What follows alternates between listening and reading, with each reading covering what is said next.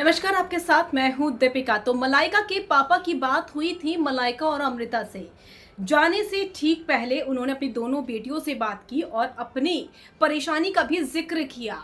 और इस चीज के बारे में मुंबई पुलिस ने भी पता लगा लिया है। आखिर क्या बात हुई इनकी मलाइका अमृता से और किस तरीके से उन्होंने जाने से पहले अपनी बेटी को कॉल भी किया था, दोनों बेटियों को कॉल किया था। चलिए आपको बताते हैं।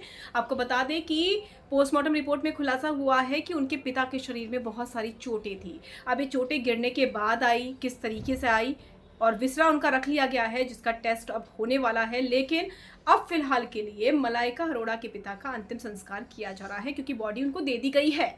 लेकिन जिस तरीके से चोटें लगने का खुलासा हुआ है ये शॉकिंग है। और जब ये हादसा हुआ मलाइका की मां घर पर ही थी, लेकिन उनको भी अंदाजा नहीं था कि वो इस तरीके का कोई कदम उठाने वाले हैं या ऐसी कोई दुर्घटना होने वाली है।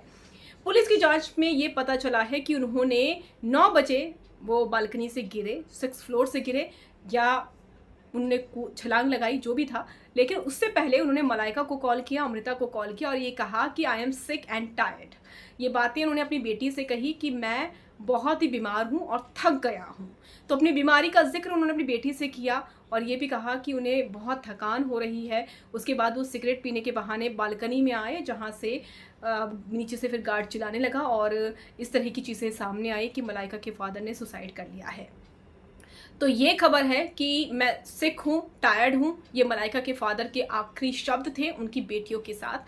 हालांकि उनकी बेटियों को लगा कि शायद बीमारी की वजह से पापा इस तरीके से नॉर्मल बात ही कर रहे थे और वो ऐसा कुछ करने वाले हैं, इसकी भनक ना तो उनकी बेटियों को थी और ना ही घर में रह रही पत्नी को थी।